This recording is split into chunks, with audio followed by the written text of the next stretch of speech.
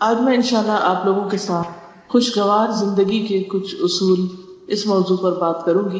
میری یہ گفتگو جو ہے یہ شیخ عبدالرحمن سعدی کی کتاب الوسائل المفیدہ للحیات السعیدہ پر بیسڈ ہے، ویز ٹو ہیپی لائف. ہم میں سے ہر شخص یہ چاہتا ہے کہ اسے خوشگوار زندگی نصیب ہو. ہر شخص کا یہی دل چاہتا ہے کہ وہ اچھی زندگی بسر کرے، مرد ہو یا عورت ہو، جوان ہو یا بوڑھا ہو، بچہ ہو، کسی ملک کا، کسی نسل، کسی رنگ کا ہو. لیکن ہر شخص کی تمنا یہی ہے کہ اس کی زندگی اچھی، اور اچھی زندگی حاصل کرنے کے لیے اور اچھی زندگی گزارنے کے لیے ہم دیکھتے ہیں کہ ہر دین مذہب کے لوگ جو ہے وہ کوششیں کرتے ہیں. اس پر طرح طرح کی کتابیں بھی لکھی گئی ہیں، لیکن اس کے باوجود لوگ ہیپی نظر نہیں آتے. تو آئیے ہم دیکھتے ہیں کہ ہمارا دین اس بارے میں کیا کہتا ہے. قرآن مجید میں ہمارے لیے اس کے بارے میں کیا رہنمائی، کیا تعلیم دی گئی. ہم سب یہ جانتے ہیں کہ یہ زندگی ایک امتحان ہے اور اس میں انسان کو طرح طرح کے مسائل کا سامنا کرنا پڑتا ہے. ان مسائل کے حل کے لیے انسان مختلف طریقے اختیار کرتا ہے، لیکن بسا اوقات وہ طریقے فائدہ نہیں دیتے. کیا خوشگوار زندگی کا مقصد یہ ہے کہ انسان کی زندگی سے سارے غم نکل جائیں، سارے امتحان نکل جائیں، اسے کوئی مشکل پیش نہ آئے، وہ جیسا رہنا چاہتا ہے ویسا رہے، تو وہ زندگی اس کے لیے خوشگوار زندگی ہے؟ تو حقیقت میں خوشگوار زندگی ہے کیا؟ اچھی زندگی ہے کیا؟ پہلی بات تو یہ کہ یہ جو ہم سوچتے ہیں کہ ہماری زندگی میں کوئی غم ہی نہ رہے، کوئی مشکل ہی نہ رہے، کوئی امتحان ہی نہ رہے، تو یہ پاسبل نہیں، یہ ممکن نہیں. کیوں؟ اس لیے کہ اللہ سبحانہ وتعالیٰ نے قرآن مجید میں ہمیں بتا دیا ہے کہ وَلَنَبْلُوَنَّكُمْ بِشَيْءٍ مِّنَ الْخَوْفِ وَالْجُوعِ وَنَقْصٍ مِّنَ الْأَمْوَالِ وَالْأَنفُسِ وَالثَّمَرَاتِ، کہ ہم ضرور تمہیں آزمائیں گے، تمہارا امتحان لیں گے، تمہاری آزمائش کریں گے.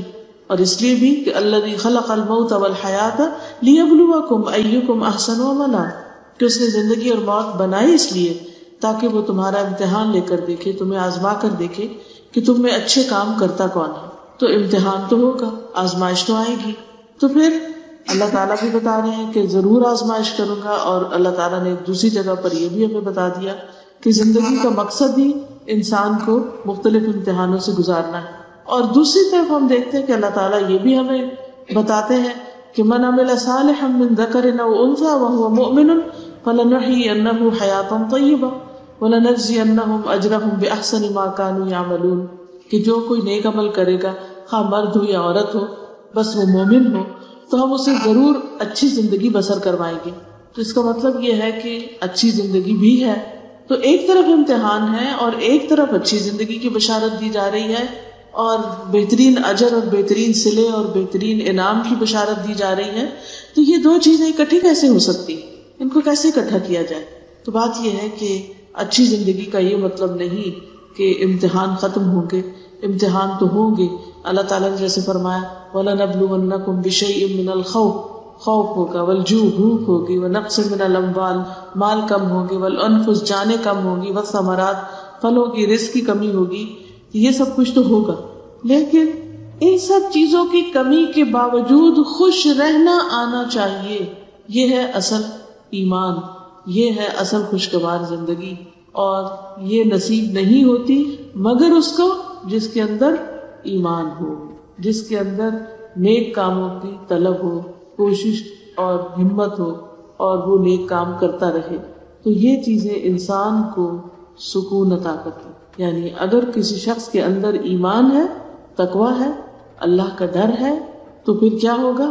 اس کی زندگی طوفانوں میں بھی، اندھیروں میں بھی، مشکلات میں بھی، بیماری میں بھی، ہر پریشانی میں اس کی زندگی پرسکون ہوگی.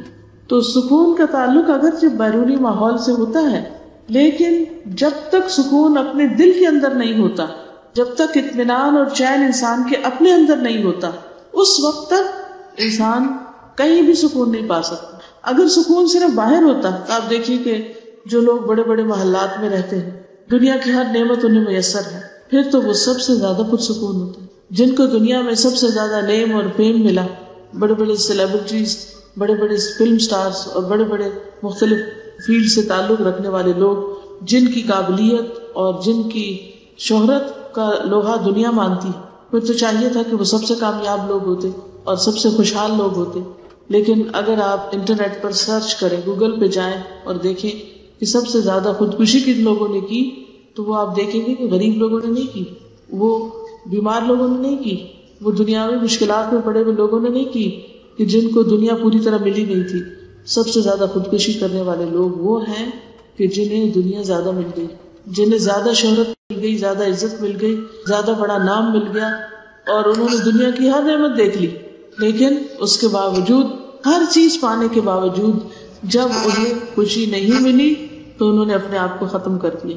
اور بڑے بڑے مشہور نام آپ کو ملیں گے کہ لوگ تمنا کرتے ہیں کہ ان جیسی زندگی ان کو ملے، لیکن حقیقت کیا ہوئی، اینڈ ریزلٹ کیا ہوا، انجام کیا ہوا کہ ان لوگوں نے اپنے آپ کو ہی ختم کر دیا، خود کو ہی قتل کر دیا. تو جو شخص ایک خوشگوار زندگی بسر کر رہا ہو، ہیپی لائف بسر کر رہا ہو، وہ خود کو قتل نہیں کرتا. یہاں یہ تو ہو سکتا ہے کہ اس کا دماغ چل جائے تو وہ خود کو ختم کر دے، لیکن حقیقت یہ ہے کہ خود کو ختم وہی کرتا ہے جو ڈپریشن کا شکار ہوتا ہے، جو غموں کا شکار ہوتا ہے، جس کے لیے جینے کی کوئی تمنا، آرزو اور کوئی چیز دنیا میں باقی نہیں رہتی. تو ایسا شخص پھر جینا ہی نہیں چاہتا. تو اس صورت میں انسان کو یہ سوچنا چاہیے کہ پھر اگر اللہ تعالیٰ نے وعدہ کیا ہے کہ میں ضرور اچھی زندگی بسر کراؤں گا، تو آخر وہ کیا چیز ہے جو اچھی زندگی کا باعث بنتی؟ تو وہ دو چیزیں ہیں جو بنیاد میں ہیں، اور وہ ہے ایمان اور عمل صالح. ایمان اور عمل صالح. تو بات یہ ہے کہ اگر ہم واقعی خوشگوار زندگی چاہتے ہیں تو اس کے لیے ہمیں اپنے ایمان کی تجدید کرنی ہو، اپنے ایمان کو بہترین بنانا ہو، اور پھر اس کے ساتھ ساتھ اچھے عمل کرنے ہوں گے. حقیقت یہ ہے کہ عمل صالح جو ہے، اچھے اعمال جو ہیں، وہ ایمان کا حصہ ہیں، they are part of ایمان. اور اس کے ساتھ ساتھ تاکید کے لیے ایمان اور عمل صالح دونوں قرآن مجید میں بارہا ایک جگہ پر بھی مینشن کیے گئے. تو اس لیے بہت ضروری ہے کہ ہم اپنے اپنے ایمان اور عمل صالح کا جائزہ لیں. رسول اللہ صلی اللہ علیہ وسلم نے مشکل آنے پر، تکلیف آنے پر مومن کا جو حال بتایا، اس سے پتہ چلتا ہے کہ اس کا ایمان کتنا ہے. نبی صلی اللہ علیہ وسلم نے فرمایا، عجبا لامر المؤمن ان امرہ کلہ لہ خیر. مومن کا معاملہ بھی بہت عجیب ہے، اور بے شک اس کا معاملہ سارے کا سارا خیر پر مبنی ہے، اس میں بھلائی ہی بھلائی ہے. ولیس ذلک لأحد الا للمؤمن. اور یہ چیز مومن کے سوا کسی اور کو نصیب ہی نہیں. اور وہ کیا ہے؟ ان اصابتہ سراء شکر فکان خیرا لہ وان اصابتہ ضراء صبر فکان خیرا لہ. کہ اگر اسے کوئی خوشی ملتی تو اس پر وہ شکر ادا کرتا ہے، نعمت ملتی تو اللہ تعالیٰ کے لیے شکر ادا کرتا ہے، اس پہ خوش ہوتا ہے، اللہ سے راضی ہوتا ہے، تو یہ اس کے حق میں بہتر ہو جاتا ہے. اور اگر اس کو کوئی تکلیف پہنچتی ہے، کوئی مشکل آتی ہے، تو وہ صبر کرتا ہے، اور یہ حال اس کے لیے بہتر ہوتا ہے. یعنی صبر کے ذریعے وہ اللہ تعالیٰ کی رضا حاصل کر لیتا ہے اور بہترین اجر پا لیتا ہے. انما یوفی الصابرون اجرہم بغیر حساب. اجر ہے صبر کرنے والوں کے لیے جس کا کوئی حساب ہی نہیں. خلاصہ کیا ہے کہ دو لوگ ہیں، مثال سے سمجھیں، دو لوگ ہیں، دونوں کو ایک جیسی نعمت ملتی، لیکن دونوں کا رویہ مختلف ہوتا ہے. ایک کو ملتی ہے تو وہ اس کا اپریشیٹ کرتا ہے، اور جب ہم نعمت کو اپریشیٹ کرتے ہیں، اس پر شکر ادا کرتے ہیں، تو فائدہ کس کو ہوتا ہے؟ ہم اس کا ذکر کرتے ہیں. فَأَمَّا بِنِعْمَةِ رَبِّكَ فَحَدِّثْ. ہم جب منہ سے بول کے کہتے ہیں اللہ تیرا شکر ہے، ہم جب سامنے والے انسان کا شکریہ ادا کرتے ہیں، جب ہم اس نعمت پر خوش ہوتے ہیں، تو اس سے ہمارے دل کا حال اچھا ہوتا ہے. لیکن یہ بتائیے کہ کتنے لوگ ایسے ہیں کہ جو نعمتوں کو دیکھ سکے اور پھر ان کو پہچان کر ان پر شکر بھی ادا کرے کہ اللہ تیرا شکر.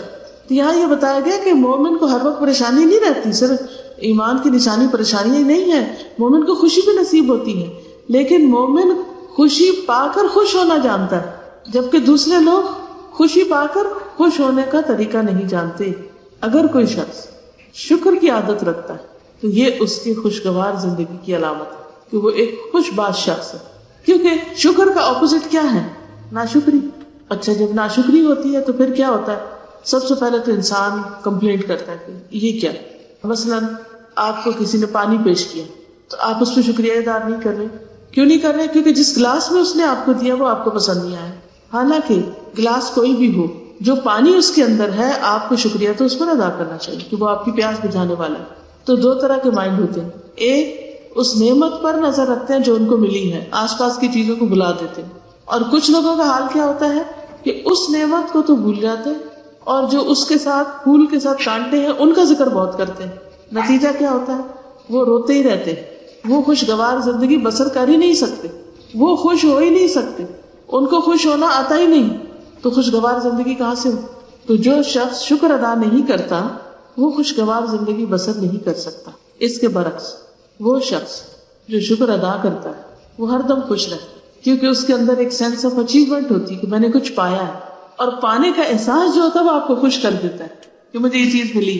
کچھ لوگ بچوں کی پیدائش پر خوش ہوتے ہیں کہ اللہ نے ان کو ایک نعمت دی. ریسنٹلی میں نے کسی کو وزٹ کیا تو انہوں نے کہا کہ مجھے بچوں کی آواز اتنی اچھی لگتی کیونکہ میں گھبرا رہی تھی کہ ہمارے ساتھ سب نواسے نواسیاں تھے، شور کرنے والے بچے اور ادھم مچانے والے، تو کیونکہ چھوٹے بچوں کو آپ جتنا چاہے سمجھا لیں وہ وہی کرتے ہیں جو انہوں نے کرنا ہوتا ہے. وہ کسی چیز کو دیکھیں گے ایک دم شور مچا دیں گے، انہیں بھول جائے گا کہ مجھے چپ رہنا نہیں جانتا. تو وہ کہنے لگی کہ میں تو بچوں کے جو آوازیں ہیں مجھے تو میوزک کی طرح لگتی ہیں، میں تو ہر آواز پہ خوش ہوتی ہوں. تو آپ اس بات کی فکر ہی نہ کریں کہ میں بچوں کی وجہ سے پریشان ہوں. اکثر مائیں بچوں کی آواز سے چڑھتی ہیں، خبردار جو بولے، اور ان کو برا بھلا کہتی رہتی. اپنوں کو، کسی دوسرے کے بچے کو وہ کہاں برداشت کریں گے جو اپنے کو نہیں کر سکتے. ان لوگوں کو سوچیے جن کے پاس بچے نہیں، جن کے گھر میں اولاد نہیں، اور وہ اس پر کتنے پریشان ہوتے ہیں. اسی طرح بعض لوگ گھر میں کام کے اوپر بہت پریشان، اتنا کام بکھر گیا ہے، برتن دھونے والے ہیں، کپڑے دھونے والے. ارے سوچئے لوگ ہیں تو یہ کپڑے اور برتن دھونے کے لیے ہے نا. اگر آپ کے گھر میں کوئی ہوتا ہی نہ اور آپ کو تنہا زندگی بسر کرنی پڑتی تو وہ کیسی زندگی ہوتی. تو جس وقت بھی کوئی چیز بادر کرنے لگے اس وقت انسان کو شکر ادا کرنا چاہیے. اور یہ شکر جو ہے نبی صلی اللہ علیہ وسلم نے ایمان کا معنی کیا بتایا، مومن کا حال کیا بتایا کہ وہ نعمت کو پا کر شکر ادا کرتا ہے، اور یہ اس کے حق میں بہتر ہوتا ہے. اور یہی دراصل ایمان کے ساتھ خوشگوار زندگی ہے. دوسری حالت تکلیف کی حالت، بیماری ہے، کوئی فوتگی ہو گئی ہے، بچے پریشان کر رہے ہیں، کوئی اور بھی ایسی ہی تکلیف ہے. وَإِنْ أَصَابَتْهُ ضَرَّاءَ صَبَرَ، تو وہ اس پر صبر کر لیتا ہے، اللہ سے ناراض نہیں ہوتا، اور اس وقت وہ اللہ کے بارے میں اچھا گمان رکھتا ہے کہ میرے رب نے مجھے چن لیا یہ نیکی کمانے کے لیے. تو اس پر اگر انسان کو یہ پتہ چل جائے کہ تکلیف والوں کا قیامت کے دن اجر کیا ہوگا تو وہ وہاں تمنا کرے گی کہ کاش دنیا میں ہماری اسکن ٹینکیوں سے کاٹ ڈالی جاتی اور ہم بھی آج یہی اجر پاتے جو ان لوگوں کو ملا. لیکن جس شخص کے پاس ایمان نہیں ہوتا اس پر تکلیف بہت بڑی آفت بن کے گزرتی، اور اس کا ایمان بھی چلا جاتا ہے اور اس کے نیک عمل بھی چلے جاتے ہیں اور اس کی زندگی مزربل ہو کر رہ جاتی ہے. کبھی انسان یہ سوچے کہ جو تکلیف آئی ہے وہ تو ٹل کے نہیں رہے گی، ختم نہیں ہوگی جب تک اللہ نہیں چاہے گا، وہ تو جب ہی ختم ہوگی جب اللہ چاہے گا. تو بے چین ہونے سے تو فائدہ کچھ نہیں. تو مجھے اسے ایکسپٹ کر لینا چاہیے، اسے قبول کر لینا چاہیے کہ یہ تو اب آ گئی، اب ایسا ہے. بالکل ایسے ہی جیسے ہم سردی آتی ہے تو اس کو ایکسپٹ کر لیتے ہیں، سویٹر کپڑے نکال لیتے ہیں، اور اسی طرح جب گرمی آتی ہے تو ہم اس کے مطابق اپنے آپ کو چینج کر لیتے ہیں. ہم گرمی کے اپنے گھر کے کمرے کو تو ایسے ہی لگا سکتے ہیں، کیا سارے شہر کو ایسے ہی دے سکتے ہیں؟ ہو ہی نہیں سکتا. لیکن پھر کیا ہوتا ہے، ٹھنڈے پانی سے نہا رہے ہیں، کپڑے ایسے پہن رہے ہیں، گھر کے انتظام ایسے کر رہے ہیں، چھاؤں کا انتظام کر رہے ہیں، وغیرہ ساری چیزیں جو ہیں اس کے مطابق ایڈجسٹ کر لیتے ہیں، اور پھر وہ چند دن کی تکلیف کے بعد ہر چیز نارمل ہونے لگتی. تو یہ چیز انسان کے لیے خوشگوار بن جاتی ہے. یعنی وہی گرمی جس کے بہت سے فائدے بھی ہیں، اس کے بغیر انسان کو وہ فائدے نصیب نہ ہوتے. کہ آپ دیکھیے گرمی کے آنے سے کتنے پھل پکتے ہیں، کئی درخت ہرے بھرے ہو جاتے ہیں، اور بہت سی چیزیں ہیں. لیکن یہ حال صرف مومن کا ہوتا ہے، یعنی خوشگوار زندگی صرف مومن کی ہوتی ہے. اس کے برعکس ان الذین لا یؤمنون بآیات اللہ لا یہدیہم اللہ ولہم عذاب علیم، بے شک وہ لوگ جو ایمان نہیں لاتے اللہ کی آیات پر، اللہ ان کو ہدایت نہیں دیتا اور ان کے لیے دردناک عذاب ہے. جو اللہ کی بات کو نہیں مانتے، ایمان نہیں رکھتے، تو اللہ ان کو ہدایت نہیں دیتا، ان کی تکلیف نہیں جاتی، ان کو سمجھ ہی نہیں آتی تکلیف کیوں آئی اور کیوں گئی. جیسے منافق کا حال ہوتا ہے، منافق کو نہیں سمجھ آتی کہ اس کے رب نے اسے کیوں پکڑا اور کیوں چھوڑ دیا. اس کے برعکس جو مومن ہوتا ہے اس کو اچھی طرح سمجھ آ جاتی ہے کہ اس کی آزمائش کیوں ہو رہی ہے اور اللہ تعالیٰ نے کوئی خاص امتحان اس پہ کیوں ڈالا. تو جو ایمان لاتے ہیں آیتوں پر، پھر وہ آیتیں پڑھتے ہیں، اور جو آیتیں پڑھتے ہیں پھر ان پر عمل کرتے ہیں، اور جب عمل کرتے ہیں تو ان کی زندگی خوشگوار ہو جاتی ہے. تو خلاصہ کیا ہے اس بات کا؟ خلاصہ یہ ہے کہ اچھی زندگی کا راز ایمان اور عمل صالح میں، نیک کام کرنے میں. اور ایمان جو ہے وہ علم کے ساتھ ہوتا ہے، علم اور عمل کے ساتھ. قرآن مجید میں اللہ تعالیٰ فرماتے ہیں فَاعْلَمْ أَنَّهُ لَا إِلَٰهَ إِلَّا هُوَ، جان لو کہ اللہ کے سوا کوئی الہ نہیں. تو اس کے لیے علم بھی حاصل کرنا ہے اور اس کے لیے اس علم پر عمل بھی کرنا ہے، کیونکہ جو شخص علم پر عمل نہیں کرتا وہ کبھی بھی خوشگوار زندگی بسر نہیں کر سکتا. وہ علم اس کے لیے بوجھ بنتا چلا جاتا ہے. یہ پہلا نکتہ ہے، پہلی بات ہے. کہنے کا مطلب یہ تھا کہ کچھ لوگ کہتے ہیں کہ ایمان بھی ہے، مشکل کیوں آئی ہے؟ تو انہیں اپنے ایمان کی تجدید کی ضرورت ہے. مشکل تو مومنوں پر ہی آتی ہے، اللہ مومنوں کو ہی آزماتا ہے. نبی صلی اللہ علیہ وسلم اور آپ کے صحابہ پر کیا کوئی مشکل آئی تھی؟ آئی تھی نا، سب جانتے ہیں کہ آئی تھی. تو اگر ان پر مشکل آئی تھی تو کیا وہ ہر وقت غم مناتے رہتے تھے، ہر وقت روتے دھوتے رہتے تھے؟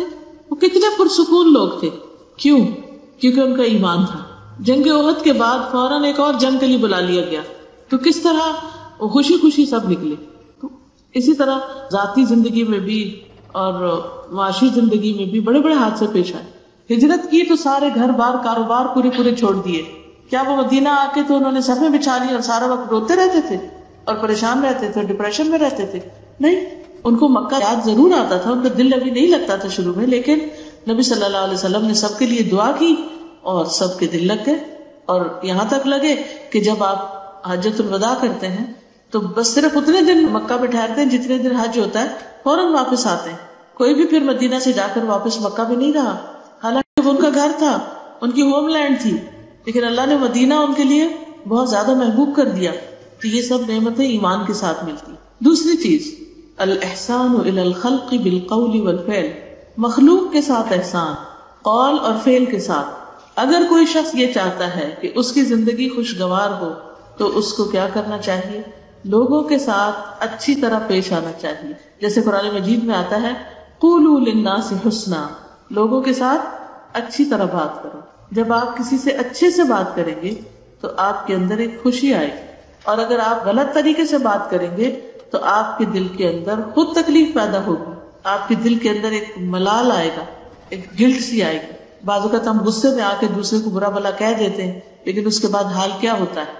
کس طرح محبت جو ہے وہ گھروں کے اندر ایک خوشحالی پیدا کر دیتی ہے، اور کس طرح سب لوگ آپس میں بھی خوش رہتے ہیں، صحت بھی اچھی رہتی ہے، اور بڑے بڑے مسائل جو ہیں ان کو برداشت کرنا آسان ہو جاتا ہے.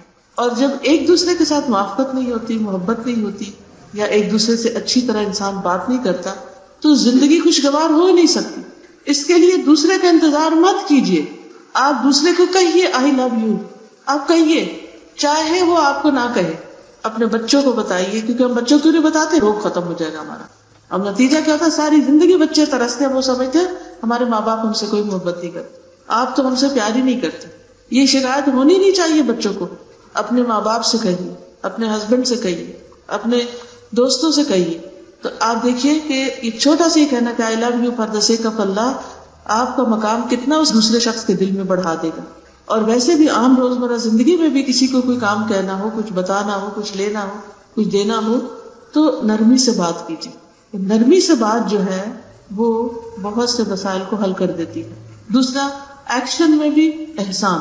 احسان کا مطلب ہوتا ہے اچھا سلوک کرنا، یعنی کسی کے ساتھ کوئی معاملہ کرنا تو اچھا سے. مثلا آپ کسی کو پانی پیش کر رہے ہیں، ایک یہ کہ دڑ سے آپ گلاس رکھیں، اور ایک یہ کہ آپ ایک سلیقے سے رکھیں. آپ نہانے کے لیے واش روم میں گئے ہیں اور کپڑے اتار کر آپ ڈھنگ سے ٹانگ دیتے ہیں، یا آپ ان کو گول مول کر کے فرش پر پھینک دیتے ہیں. ان دونوں ایکشنز کا ایک ہی نتیجہ ہے؟ ایک نتیجہ نہیں ہے. آپ کے بعد جو بھی واش روم استعمال کرے گا اس کے اوپر کیا گزرے گی. لیکن اگر آپ وضو کر کے بھی نکلتے ہیں اور واش روم کو تھوڑا ٹھیک کر کے نکلتے ہیں، یا نہا کر بھی نکلتے ہیں اور اپنی چیزیں یا اپنے کمرے سے نکل رہے ہیں، تو چھوٹی چھوٹی چیزیں جو ہے آپ کے آس پاس والوں پر، آپ کے گھر والوں پر، آپ کے ساتھی پر ایک مثبت اثر ڈالتے ہیں. یعنی چھوٹی سے چھوٹی چیز سے لے کر بڑی سے بڑی چیز. حدیث میں آتا ہے ان اللہ کتب الاحسان علی کل شیء، اللہ نے ہر چیز پر احسان لکھ دیا، ہر چیز پر. اور اس میں نبی صلی اللہ علیہ وسلم نے جو مثال دی وہ یہ کہ جب تم قتل کرو تو احسن طریقے سے کرو، اور جب ذبح کرو تو عمدہ طریقے سے ذبح کرو، احسان کے ساتھ. احسن القتل احسن الذبح. اب آپ کہیں گے کہ دو مثالیں دی، دو چیزوں کی، قتل اور ذبح کی، اور ان دونوں میں احسان. تو جو دین ہمارا قتل اور ذبح میں احسان کرنے کو کہتا ہے. اس کا مطلب نہیں بے وجہ کسی کو قتل کرو، وہ تو ایک مسلمان کا قتل جو ساری انسانیت کے زوال سے بدترین ہے اور ہمیشہ کے لیے جہنم ہے جو کوئی ایسا کرے. اس کا مطلب یہ ہے کہ اگر حق کے ساتھ کہیں کوئی ایسے کام کی نوبت آتی ہے تو اس صورت میں بھی اچھا طریقہ اختیار کرو. دوسرے لفظوں میں مشکل سے مشکل کام، تکلیف دہ سے تکلیف دہ کام، ہر کام کو اچھے وے میں کرو، بھونڈے طریقوں سے کام نہیں کرو. بندوں کے ساتھ بھی احسان کرو، والدین کے ساتھ، رشتہ داروں کے ساتھ، مسافروں کے ساتھ، ہمسایوں کے ساتھ، ہر ایک کے ساتھ احسان. اور یہ حکم میرا نہیں ہے، یہ اللہ سبحانہ وتعالیٰ کا ہے. جو یہ کرے گا وہ لازماً خوشگوار زندگی بسر کرے گا، یہ اللہ کا وعدہ ہے. ہم اس بات کے انتظار میں رہتے ہیں کہ دوسرا اچھا ہو جائے، ہم اس بات کے انتظار میں رہتے ہیں کہ دوسرے لوگ ہم سے اچھے ہو جائیں، حالانکہ ضرورت کس چیز کی ہے؟ ہم اچھے ہو جائیں. ہم اچھے ہوں گے تو سبھی اچھے ہو جائیں. تو پہلا اصول کیا تھا؟ ایمان اور عمل صالح. دوسرا اصول بات میں احسان، عمل میں احسان. تیسرا اصول الاشتغال بعمل من الاعمال او بعلم من العلوم، to be occupied with doing something or learning. یعنی انسان اپنے آپ کو occupied رکھے. always keep yourself busy. کبھی کوئی کام کرے، کبھی کچھ سیکھے، یعنی کچھ نہ کچھ ضرور کرے. جب آپ کچھ کریں گے تو انشاءاللہ آپ مصروف رہیں گے، آپ خوش رہیں گے.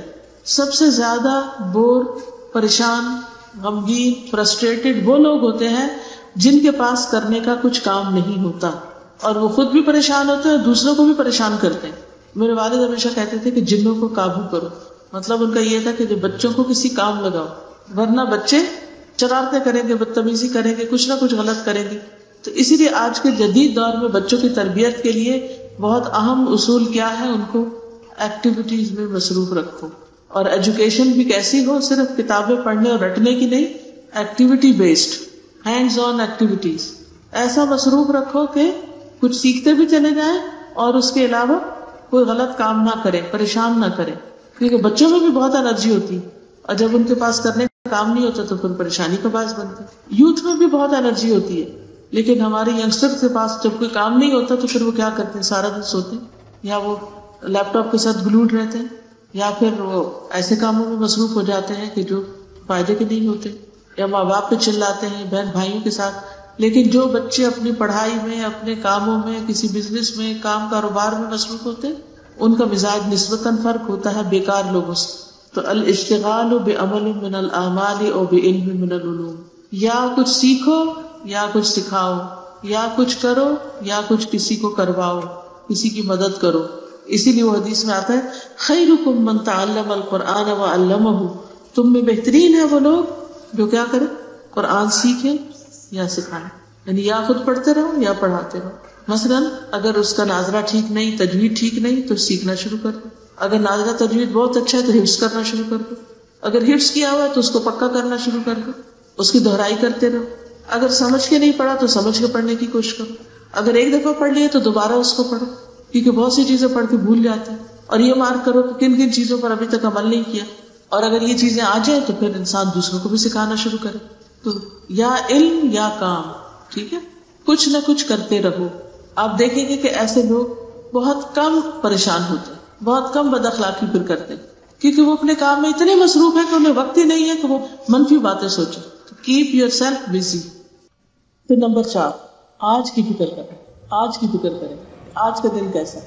کچھ لوگوں کا حال یہ ہوتا ہے کہ وہ یا ماضی میں رہتے یا مستقبل میں رہتے ہیں. ماضی کا غم کرتے رہتے ہیں یا پھر مستقبل کے بارے میں سوچتے رہتے ہیں کیا ہو رہا ہے. اس کی چھوٹی سی مثال ہے، جیسے ایک لڑکی ہے، شادی نہیں ہوئی تو وہ کیا سوچتی رہتی، میری ساری سہیلیوں کی شادی ہو گئی، میری کیوں نہیں ہوئی.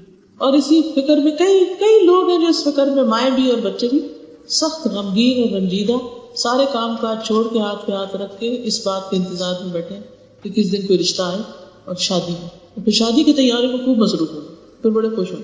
اگر ایسی کوئی مصروفیت شادی سے پہلے بھی نکال لیں تو آپ کی خوشی کی انتہا نہ رہے. اچھا پھر کیا ہے، شادی ہو گئی، اب اس پہ بھی راضی نہیں. اب یہ کہ شادی بچہ کب ہوگا، پریگننٹ کیوں نہیں ہوئی، کیا پتا، طرح طرح کے بسوں سے کیا پتا بچہ ہی نہ ہو، پھر کیا بنے، پتہ نہیں میں بچ سکوں گی کہ نہیں. اچھا چلے وہ مرحلہ بھی گزرا، اللہ نے خوشخبری سنا دی. اب سارے وقت یہ پریشانی، پتہ نہیں وہ بچہ پیدا کیسے ہوگا، بیٹا ہوگا کہ بیٹی ہوگی. صحیح سلامت ہوگا یا نہیں ہوگا، اور ہر روز اٹھ کے اس غم بچارنا. اچھا بچہ ہو گیا، اب پتہ نہیں یہ صحت مند ہوگا کہ نہیں، یہ بولے گا کہ نہیں، یہ صحیح دیکھتا بھی ہے کہ نہیں. ٹھیک ہے ایک آدھ دفعہ انسان دیکھ لے، چیک کر لے، اور اس کے بعد ختم، معاملہ ختم. لیکن ہم لوگوں کی عادت ہے، ہم نے صرف غمگین رہنا ہی سیکھا ہے اور غم پالے ہوئے، جیسے بچے پالتے ہیں جیسے غم پالے ہوئے، ان کو ادھر ادھر نہیں ہونے دینا. کوئی اگر ہمیں کہے بھی کہ مت سوچو زیادہ تو نہیں یہ کیسے ہو سکتا ہے، یہ تو میری جی کو لگی ہوئی بات، اس کو تو میں بلا ہی نہیں سکتی. کچھ ماضی کی باتیں، کچھ مستقبل کی. تو فکر آج کی کرو، اس وقت کیا کر سکتے ہیں، آج جو کچھ کر سکتے اسے کر گزرو. تو آج میں رہنا سیکھیے، اس وقت کو صحیح استعمال کیجیے جو آپ کے ہاتھ میں ہے، جو آپ کو ملا ہوا ہے. نبی صلی اللہ علیہ وسلم نے فرمایا احرص علی ما ینفعک، اس بات کی حرص رکھو جو تمہیں فائدہ دے، فائدہ پہنچانے والی چیزوں کے بارے میں سوچو. واستعن باللہ، اور اللہ سے مدد مانگو. ولا تعجز، اور عاجز مت بنو.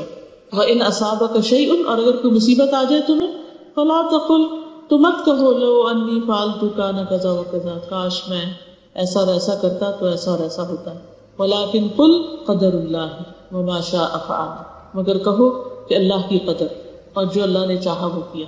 فإن لو تفتح عمل الشیطان، کیونکہ لو جو ہے وہ شیطان کے عمل کا دروازہ کھول دیتا. تو اس سے کیا پتہ چلتا ہے کہ انسان کو آج جو بھی اپرچونٹیز ملی ہے، صحت ہے، جوانی ہے، زندگی ہے، نعمتیں ہیں، سہولتیں ہیں، ان سب سے فائدہ اٹھائے اور کچھ نہ کچھ کر جائے اپنے لیے. کیونکہ ایک دن جو گزر گیا وہ ہماری زندگی سے مائنس ہو گیا اور ہم ایج پہ پہنچتے چلے جاتے ہیں. کبھی آپ نے دیکھا ہوگا نا کہ کسی بھی چیز کی جب پائل ہوتی ہے تو وہ ایک چیز ہٹی، دوسری ہٹی، تیسری ہٹی، چوتھی ہٹی، ہٹتے ہٹتے ہٹتے ہٹتے ختم، خلاص پوری پائل ختم. تو ہر سال اور ہر مہینہ اور ہر ہفتہ اور ہر دن ایک ایک پائل ہے جو ہم اتارتے چلے جا رہے ہیں، ہم سے مائنس ہوتی چلی جا رہی. ایک دن آئے گا کہ زندگی ختم ہو جائے گی، کچھ کرنے کے قابل نہیں رہے. تو اس لیے اس زندگی میں کچھ کر جائیں اور اس میں مصروف ہو جائیں. جیسے آپ لوگوں نے کورسز جوائن کیے ہوئے ہیں تو ان کو بوجھ نہ سمجھا کریں، ان کو اپنے لیے فائدے کی چیز سمجھیں اور خوب خوب محنت کر کے سیکھتے چلے جائیں. پھر ہے نمبر 5، اللہ کے ذکر کی کثرت کریں. اللہ کے ذکر کی کثرت، کیونکہ ذکر کے بارے میں آتا ہے الذین آمنوا وتطمئن قلوبهم بذکر اللہ، الا بذکر اللہ تطمئن القلوب. وہ لوگ جو ایمان لائے اور ان کے دل اللہ کے ذکر سے مطمئن ہوتے ہیں. خبردار، اللہ کے ذکر سے ہی دل اطمینان پاتے ہیں. تو اس سے کیا پتہ چلتا ہے؟